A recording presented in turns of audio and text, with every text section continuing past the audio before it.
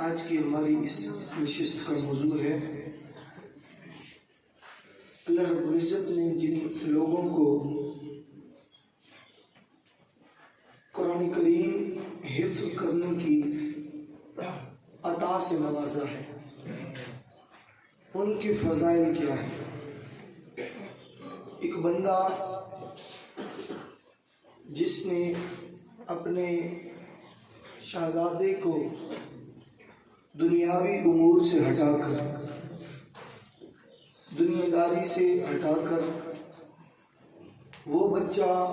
جو دن کا 1500 سے 2000 روپیہ کما کر والد کو دے سکتا تھا، اس بچے کو اس آمدن سے ہٹا کر خالصتاً برضائے خدا قرآن کریم کی تعلیمات کے لیے اگر وقف کیا ہے تو اس بچے کو اور اس بچے کے والد کو اللہ رب العزت کے انعامات سے نوازتا ہے۔ ایک حدیث پاک جو میں نے کل بھی بیان کی ہے، ترمذی شریف کی حدیث پاک ہے، باب ما جاء فی فضل قاری القرآن کے اندر کریم آقا سرور دو جہاں بولیے صلی اللہ علیہ وآلہ وسلم نے ارشاد فرمایا، جس نے قرآن مجید پڑھا اور اسے یاد کر لیا اور قرآن کریم کے حلال کو حلال جانا اور اس کے حرام کو حرام جانا، تو اللہ رب العزت اسے جنت میں داخل فرمائے گا اور اس کے گھر والوں میں سے ایسے 10 افراد کے حق میں اس حافظ قرآن کی شفاعت قبول فرمائے گا جن پر جہنم واجب ہو چکی۔ یہاں پہ ایک بات کرنا ضروری سمجھوں گا کہ یہ اس بندے کی شان ہے جس نے قرآن کو حفظ کیا، وہ بندہ ایسے 10 افراد کو جنت میں لے جائے گا جو دوزخ کے مستحق ہو چکے ہوں گے۔ یہ حافظ قرآن کی یہ شان ہے، سوچو رب نے صاحب قرآن کو کس شان سے نوازا۔ اور پھر کریم آقا صلی اللہ علیہ وآلہ وسلم نے سنن نبی داؤد بابو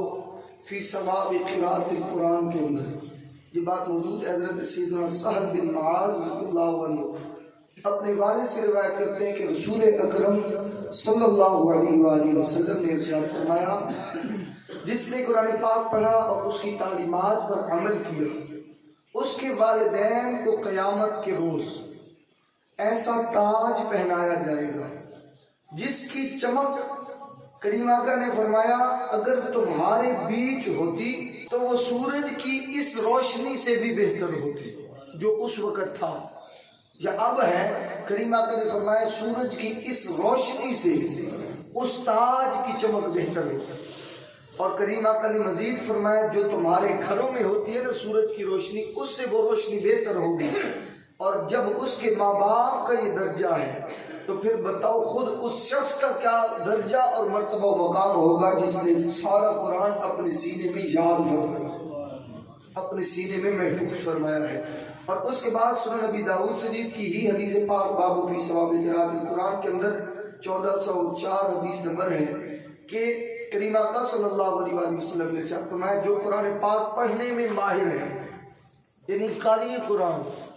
کریم آقا نے فرمایا وہ کرامن کاتبین کے ساتھ ہے، کرامن کاتبین کے ساتھ ہے۔ کرامن کاتبین وہ ہیں،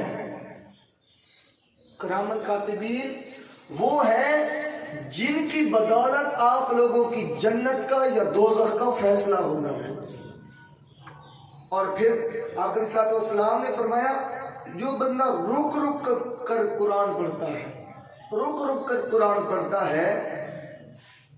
اور اس پر پڑھنا شاق ہے، یعنی اس کی زبان آسانی سے نہیں چلتی، تکلیف کے ساتھ الفاظ کو ادا کرتا ہے، زبان میں ہچکچاہٹ سی ہوتی ہے، جھجک سی ہوتی ہے، کریم آقا نے فرمایا ایسے بندے کے لیے رب نے دگنا ثواب رکھا ہے۔ قاری کو کرامن کاتبین کے ساتھ رکھا ہے، اور جو ایسا ہے جو اٹک اٹک کے پڑھتا ہے اللہ نے اسے قاری سے بھی دگنا ثواب عطا کیا ہے۔ اور پھر آقا علیہ السلام نے مزید فرمایا، حضرت سیدنا ابو ہریرہ رضی اللہ عنہ سے ایک روایت ہے سنن ترمذی شریف ابواب فضائل القرآن کے اندر کہ کریم آقا صلی اللہ علیہ وآلہ وسلم نے فرمایا صاحب قرآن یعنی قرآن پاک سے شغف رکھنے والا قیامت کے روز جب آئے گا تو قرآن پاک عرض کرے گا اے میرے اللہ تو اسے پہنا، تو پھر کیا ہوگا؟ تب اس شخص کو اللہ رب العزت عزت و کرامت کا تاج پہنائے گا۔ اور پھر آقا علیہ السلام نے فرمایا پھر قرآن پاک عرض کرے گا اے میرے رب اسے اور زیادہ دے، تب اللہ رب العزت اسے بزرگی کا حلہ پہنائے گا، اسے قیامت کے روز سب کے سامنے بزرگی کا حلہ پہنایا جائے گا۔ اور پھر قرآن پاک پھر عرض کرے گا اے میرے اللہ اس سے راضی ہو جا، تب اللہ عز و جل اس سے راضی ہو جائے گا۔ پھر اس شخص سے کہا جائے گا قرآن پڑھتے جاؤ اور بلند درجات کے زینے چڑھتے جاؤ، اور اس کے لیے ہر آیت پر ایک ایک نیکی بھی بڑھا دی جائے۔ یہ قیامت کے روز کسی پٹواری، چودھری یا کسی وڈیرے یا خان کا یہ مقام نہیں ہوگا، بلکہ حافظ قرآن کا یہ مقام ہوگا۔ آج کل لوگ حقارت کی نظر سے دیکھتے ہیں حفاظ کرام کو، یہ جو مولویزم سے تعلق رکھنے والے لوگ ہیں انہیں حقیر سمجھا جاتا ہے، اوہ یہ تو کوئی الگ مخلوق ہے۔ یہ الگ مخلوق نہیں ہے، جاہلوں یہ تم سے بہتر مخلوق ہے۔ اس جہاں میں بھی دیکھیں، اس جہاں میں بھی رب نے انہیں امام بنا دیا، کوئی سمجھے نہ سمجھے یہ اس کی اپنی مرضی ہے، بہرحال رب نے انہیں امام بنا دیا ہے۔ کوئی ہمیشہ کے لیے امام ہے تو اگر جو حافظ اصل ہوگا کم از کم ایک ماہ کے لیے وہ امام ضرور بنتا ہے، کسی نہ کسی جگہ کا ایک ماہ کے لیے امام ضرور بنتا ہے۔ اور اللہ کا یہ فیصلہ ہے، اللہ رب العزت نے قرآن کے اندر یہ فرمایا کہ کبھی بھی ہم نے ظالموں کو امام نہیں بنایا، کبھی بھی ہم نے ظالموں کو امام نہیں بنایا۔ قرآن پاک کی آیت کا ترجمہ آپ کے سامنے رکھ رہا ہوں تو گویا معلوم ہوا کہ جو امامت کے لائق ہوتا ہے وہ خدا کا منظور نظر ہوتا ہے پہلے، پھر مصلح امامت میں کھڑا ہوتا ہے۔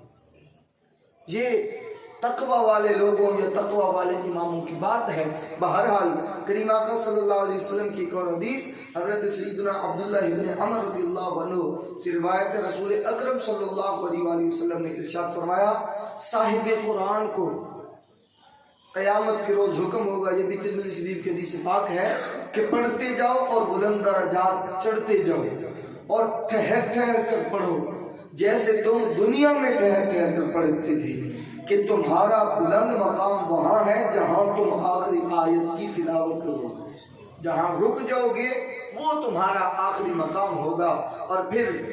آقا علیہ السلام نے مزید فرمایا قیامت کے روز فرمان مصطفیٰ کریم صلی اللہ علیہ وسلم ہے، یہ بھی حافظوں کے لیے، کہ کریم آقا نے فرمایا اقرأ القرآن فَإِنَّهُ يَأْتِي يَوْمَ الْقِيَامَةِ شَفِيعًا لِأَصْحَابِهِ۔ کریم آقا نے فرمایا قرآن پڑھو کیونکہ یہ قیامت کے دن اپنے پڑھنے والوں کی شفاعت فرمائے۔ یہی قرآن مسلم شریف کی حدیث پاک ہے، کریم آقا نے فرمایا قرآن پڑھا کرو، قیامت کے روز یہی قرآن اپنے پڑھنے والوں کی شفاعت کرے گا۔ اور جب یہی قرآن کریم اٹھایا جائے نا تو ایک لفظ آتا ہے لا ریب فیہ، ذالک الکتاب لا ریب فیہ، یہ قرآن وہ کتاب ہے جس میں شک و شبہ نہیں ہے، کسی قسم کی گنجائش نہیں ہے، کسی قسم کا جھوٹ فراڈ نہیں ہے، بلکہ یہ تو ہدن للمتقین، تقوی والوں کے لیے ہدایت بن کے آئی ہے یہ کتاب۔ اور یہ تقوی والے ہی اس سے فیض یاب ہوتے ہیں، جو متقی ہوتے ہیں وہی صبح و شام اسے اپنی زبان کا ترانہ بناتے ہیں۔ اور حافظ قرآن کی یہ شان ہے کہ وہ کسی انگریز کی یا کسی پیر یا کسی وڈیرے یا کسی بڑے کی کتاب نہیں یاد کرتا، خود خالق ارض و سما کی کتاب کو یاد کرتا ہے، اور ایسی کتاب کو یاد کرتا ہے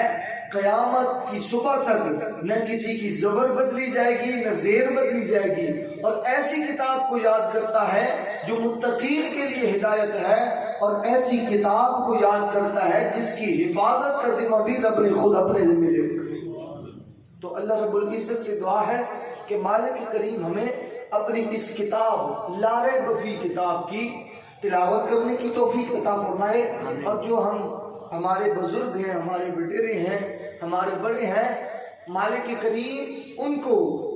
یہ توفیق عطا فرمائے کہ وہ اپنے بچوں کو حافظ قرآن اور صاحب قرآن بنائیں، اپنے بچوں کو قرآن کریم پڑھنے والا بنائیں۔ دنیاوی تعلیم تو ہر بندہ دے دیتا ہے، وہ تو پڑھا لیتا ہے، لیکن وہ صرف دنیا تک، اس کا نام ہی دنیاوی تعلیم ہے،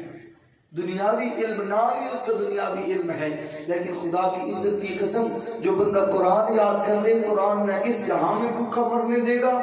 اور نہ اگلے جہاں میں کسی بھی محاذ پر شرمندہ ہونے دے گا۔ اور اس کی شان یہ ہے، دنیاوی تعلیم کا یہ مقام ہے کہ بندہ خود اس سے نفع مند ہوتا ہے، اور قیامت کے روز قرآن ایسی تعلیم ہے، قرآن کریم ایسی تعلیم ہے کہ قیامت کا روز، وہ دن جس دن کوئی نفس کسی نفس کو نفع نہیں دے گا، کسی نفس کو کوئی نفس بھی نفع نہیں دے گا، اس دن بھی یہ ایسی تعلیم ہے قرآن کریم کی کہ اس دن بھی قرآن پڑھنے والا 10 دوزخیوں کو 7 جنت میں لے کے چلے گا۔ اس سے بڑی اور نوازش کیا ہو سکتی ہے؟ اس سے بڑا اور فائدہ کیا ہو سکتا ہے؟ تو اللہ رب العزت ہمارے بزرگان اسلام یا بزرگان ملت جو ہیں، انہیں یہ توفیق عطا فرمائے کہ وہ اپنے بچوں کو اس تعلیم کی طرف متوجہ کریں اور اپنے بچوں کی اس تعلیم کی طرف حوصلہ افزائی فرمائیں اور اس طرف لگائیں جس میں بچوں کا بھی فائدہ ہو اور ان کا بھی قیامت کے روز اپنا بھی فائدہ ہو۔ اللہ رب العزت ہم سب کو تعلیمات قرآن سمجھنے کی، حاصل کرنے کی توفیق عطا فرمائے، اور پھر سمجھ کر حاصل کر کے اس پر کما حقہ عمل پیرا ہونے کی توفیق عطا فرمائے۔